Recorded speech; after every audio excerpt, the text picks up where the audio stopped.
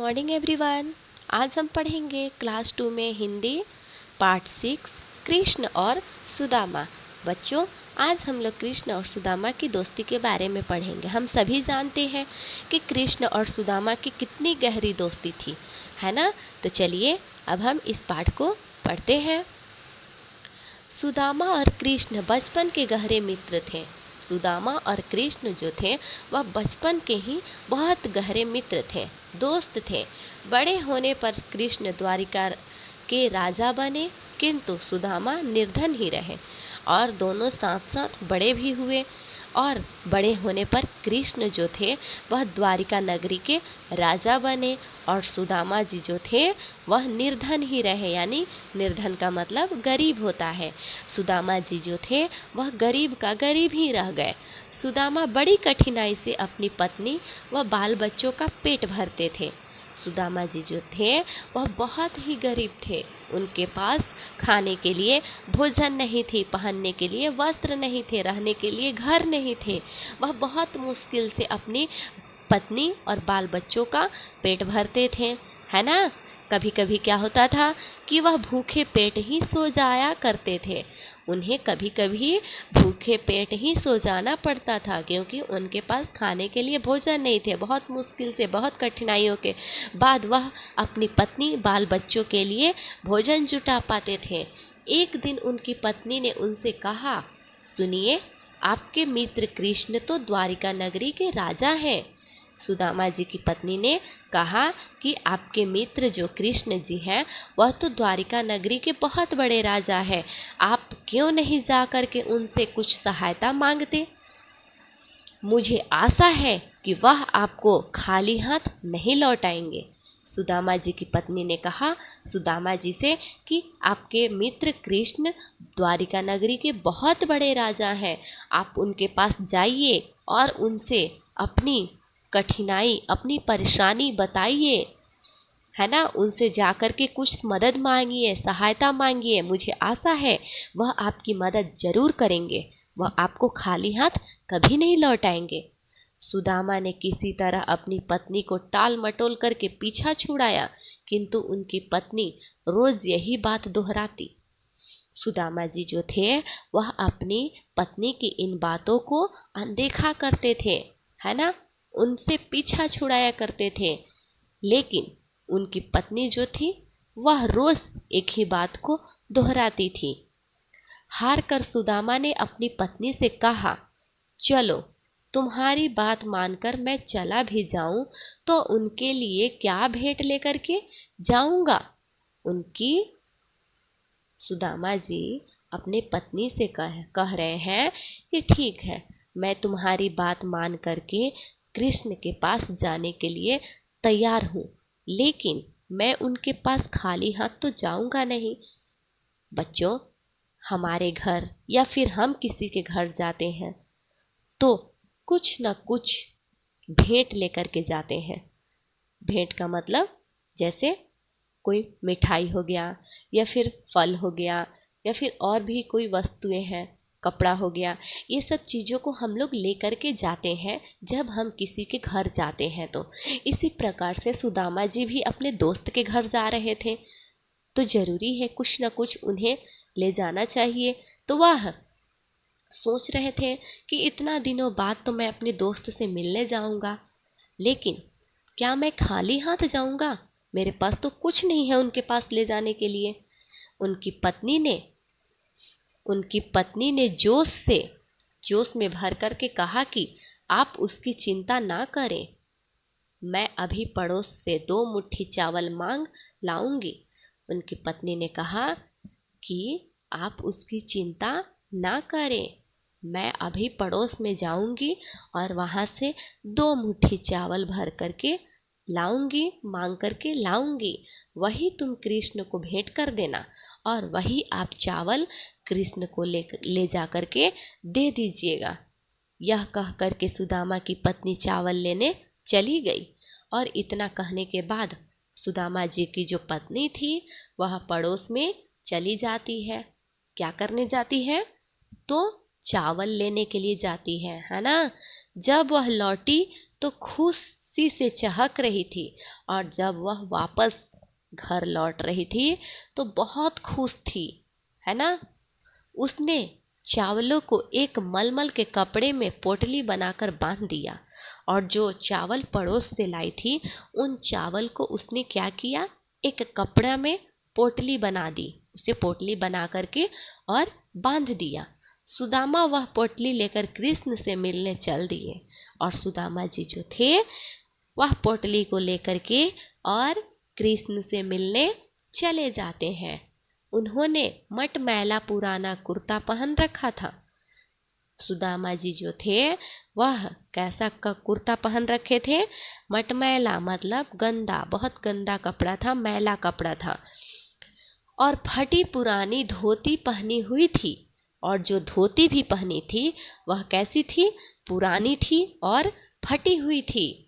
पाँव में घिसी पीटी जूतियाँ थी और पाँव में जो जूते थे वह पूरा एकदम घिस गए थे। ऐसा लग रहा था जैसे कि कहीं कहीं वह फट भी गए थे। कंधे पर चावल की पोटली लिए वह कई दिनों पैदल चलकर द्वारिका पहुँचे और कंधे पर चावल की जो पोटली उनकी पत्नी ने जो दिया था उसे वह कंधे पर रख लिए और पैदल ही कहाँ गए, द्वारिका नगरी पहुँचे। लोगों से पता पूछ पूछ कर वह कृष्ण के महल जा पहुँचे और सुदामा जी लोगों से पता पूछ पूछ करके और कृष्ण जी के महल जा पहुँचे। आगे पढ़ते हैं। आगे है कि उन्हें देखकर द्वारपाल बड़ा हैरान हुआ और जो द्वारपाल होते हैं, द्वारपाल का मतलब पहरेदार, है ना, वो जो होते हैं वह बहुत हैरान हो गए, मतलब आश्चर्य में पड़ गए।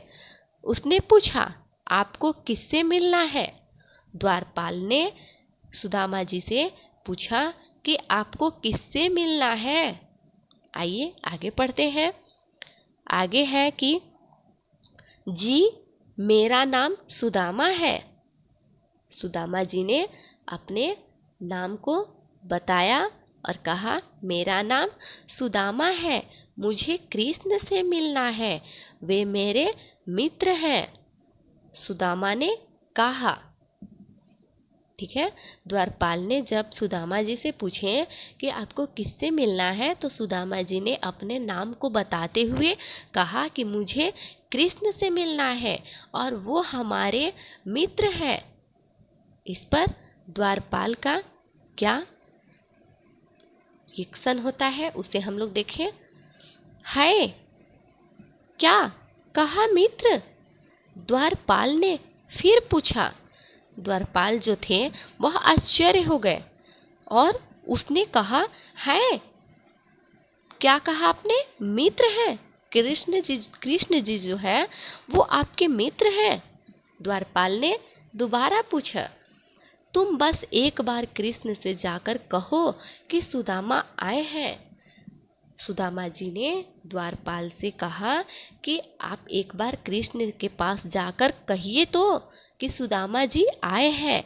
लाचार होकर द्वारपाल कृष्ण के पास गया और वह लाचार होकर के, परेशान होकर के सोच में पड़ गया था और सोचते हुए वह कृष्ण के पास जाता है और कृष्ण के पास जाकर के क्या कहता है।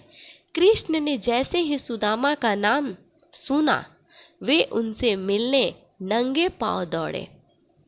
कृष्ण जी जो थे वह सुदामा का नाम सुनते ही नंगे पांव दौड़ पड़ते हैं।